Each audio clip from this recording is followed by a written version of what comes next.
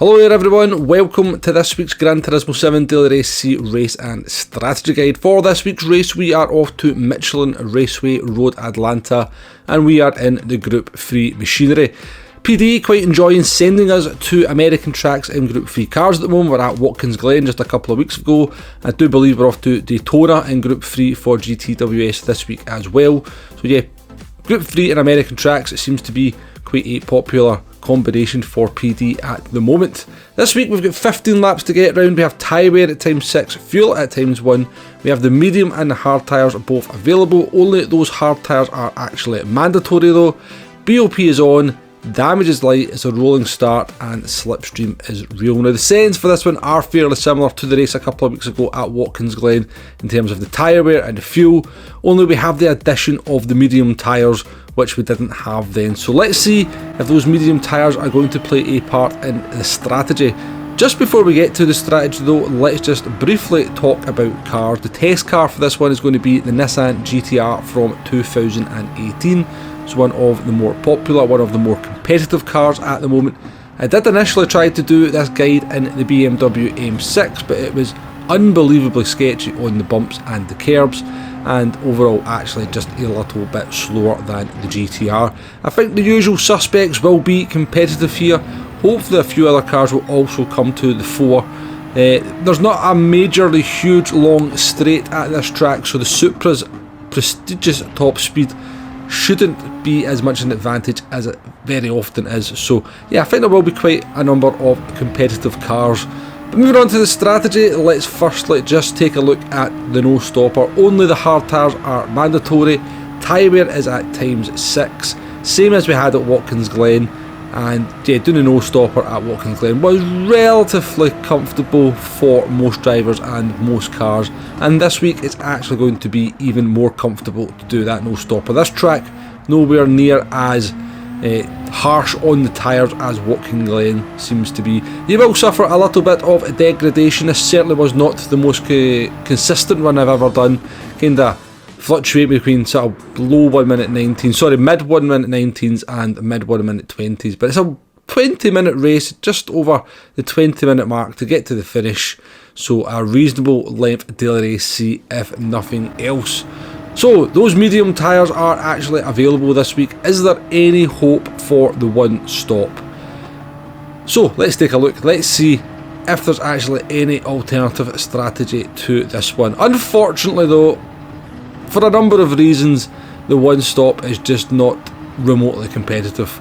The first reason for that is that the difference between the two tyres around this track is not actually that massive in terms of maybe around about 7 tenths, 8 tenths at a push. It's not a long track, there's not that many corners on it where having that grip advantage really comes to the fore. Obviously the pit loss for most tracks is pretty substantial, and also you have the tyre wear to contend with as well. After about 9 laps, the medium tyres and the hard tyres kind of culminate together to become a roundabout very similar in pace as the medium tyres wear down and the hard tyres still have a good bit of grip left in them. They do appear to have fixed that bug in Group 3 with the hard tyres and the medium tyres pretty much wearing at the same rate. It looks like the hard tyres now have about twice the length of life as the medium tyres, as they should do, as they did always in the past. So it does look like it has been fixed. Somehow they've done that without actually updating the game, so I'm not entirely sure what was going on with that. It was a bit of an odd one. There has been a few odd things going on with the tyre wear as far as I'm concerned since the update, but yeah, everything seems to be fairly normal here. So as I've gabbed on here, you can see we have came into the pits on our one stop run at the end of lap 11.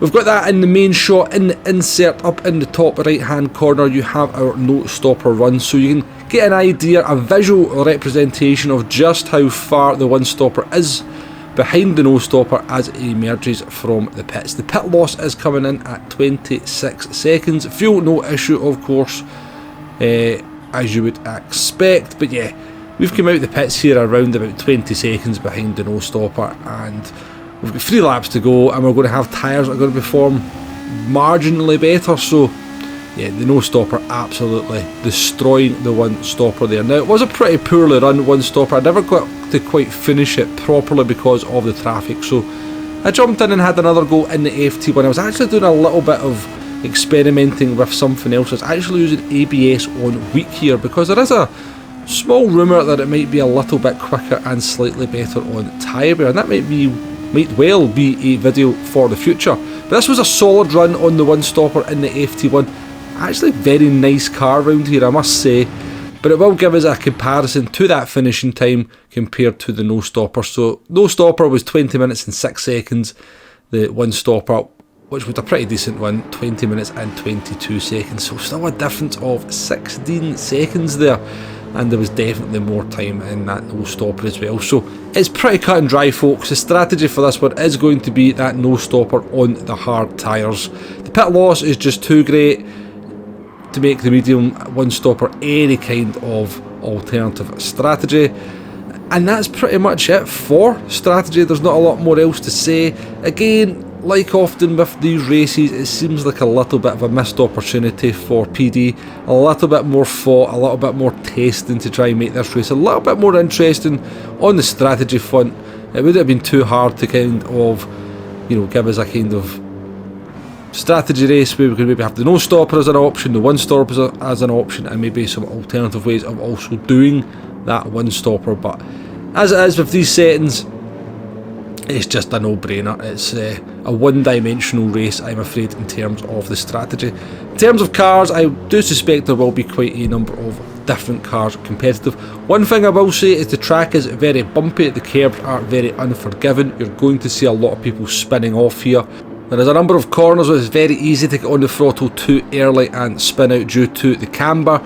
You've got some blind corners as well, and let's not forget a few of the corners are pretty notorious for dishing out half-second penalties, but I must say it didn't feel too bad during my testing, so maybe some alterations have been made to the severity or the algorithm on those particular corners, because I think I picked up one penalty over the course of the testing, and it's on the screen just there in front of us as we come in towards turn 1 in the Toyota FT1 48 lap guide. So I use the last of the cones as my reference, get it into that curve there.